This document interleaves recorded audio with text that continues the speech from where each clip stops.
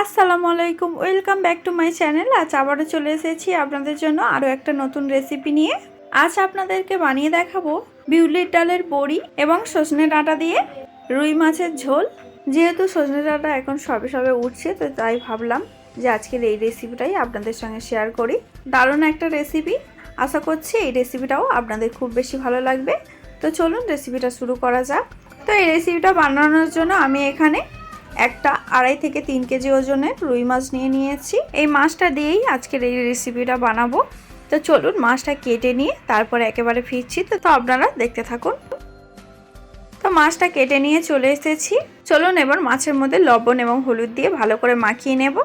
তো আমি সব মাছ রান্না করছি না, কিছু মাছ নিয়ে রান্নাটা করব। তো প্রথমে মাছটা ভেজে নেব, তার জন্য উনুনের মধ্যে কড়া বসিয়ে দিয়েছি। এবার ওর মধ্যে তেল দিয়ে দিচ্ছি। তো আমি এখানে সর্ষের তেল দিয়ে আজকে রান্নাটা করব। তো তেল গরম হয়ে গিয়েছে, এবার লবণ এবং হলুদ দিয়ে মাখিয়ে রাখা মাছগুলো একটা একটা করে দিয়ে দেব। তো মাছগুলো খুব ভালো করে লাল লাল করে ভেজে নিতে হবে।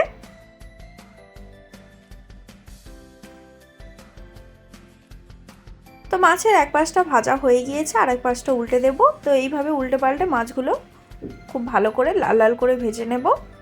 তো আপনারা যদি রুই মাছের আরও কোনো রেসিপি দেখতে চান তাহলেও কমেন্টে জানাতে পারেন, আমি সেই রেসিপিটা পরের কোনো ভিডিওতে নিয়ে আসার চেষ্টা করব। তো এদিকে মাছটা আমার ভাজা হয়ে গিয়েছে লাল লাল করে, এবার তুলে নিচ্ছি।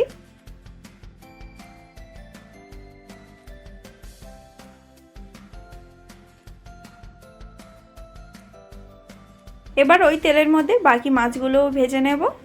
তো চলুন সব মাছগুলো ভেজে নিয়ে তারপরে একেবারে ফিরছি। তো মাছগুলো ভেজে নিয়েছি, কড়ার মধ্যে আবার তেল দিয়ে দিলাম। তেল গরম হয়ে গিয়েছে, ওর মধ্যে জিরে এবং শুকনো লঙ্কা ফোড়ন দিয়ে দিলাম। এবার ওর মধ্যে পেঁয়াজ কুচি দিয়ে দেব। তো আমি এখানে একটা বড় সাইজে পেঁয়াজ কুচি দিয়ে দিলাম। এবার পেঁয়াজটা হালকা লাল লাল করে ভেজে নিতে হবে।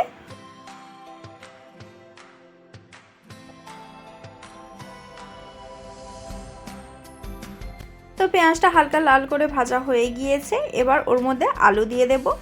তো আমি এখানে একটা বড় সাইজের আলু দিয়ে দিয়েছি। এবার আলুটাও পেঁয়াজের সঙ্গে একটু ভেজে নেব। তো তেলের মধ্যে হালকা আলুটা ভাজা হয়ে গিয়েছে, এবার ওর মধ্যে টমেটো দিয়ে দেব আর বাকি মশলাগুলোও দিয়ে দেব। তো প্রথমে আদা রসুন বাটাটা দিয়ে দিলাম, এখানে 1 চামচ আদা রসুন বাটা দিয়ে দিয়েছি। এবার বাকি গুঁড়ো মশলাগুলো দিয়ে দিচ্ছি। 1 চামচ লঙ্কার গুঁড়ো, 1 চামচ হলুদ গুঁড়ো, 1 চামচ জিরে গুঁড়ো, 1 চামচ ধনে গুঁড়ো এবং স্বাদ অনুযায়ী লবণ দিয়ে দিয়েছি। তো একটু নাড়াচাড়া করে নিলাম। এবার ওর মধ্যে সামান্য পরিমাণে জল দিয়ে দেব।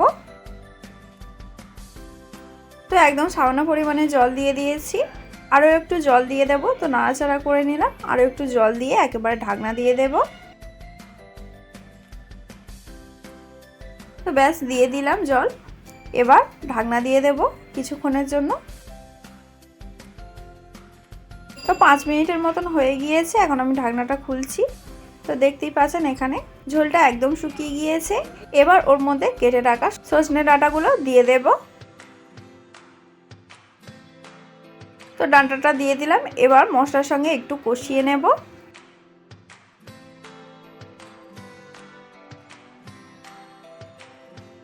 তো 1 থেকে 2 মিনিটের মতন আমি কষিয়ে নিয়েছি। এবার ওর মধ্যে ঝোলের জন্য জলটা দিয়ে দেব।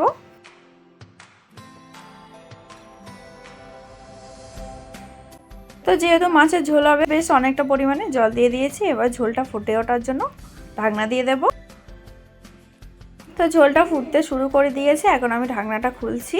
তো এবার ওর মধ্যে ভেজে রাখা মাছটা দিয়ে দেব আর তার সঙ্গে ভেজে রাখা বিউলির ডালের বড়িগুলোও দিয়ে দিলাম। এবার একটু নাড়াচাড়া করে ঢাকনা দিয়ে দেব তরকারিটা হওয়ার জন্য।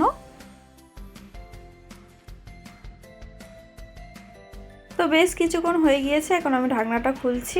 তো এখানে তরকারিটা অলমোস্ট হয়ে গিয়েছে। এবার উপর থেকে ধনেপাতা ছড়িয়ে আরও কিছুক্ষণ ফুটিয়ে নিলে তরকারিটা রেডি হয়ে যাবে। তো আরও কিছুক্ষণ ফুটিয়ে নেব।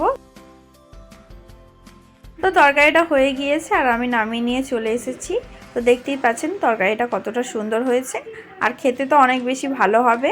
তো আপনারা এইভাবে বিউলির ডালের বড়ি এবং সজনা ডাঁটা দিয়ে রুই মাছের ঝোল খুব সহজেই বানিয়ে নিতে পারবেন।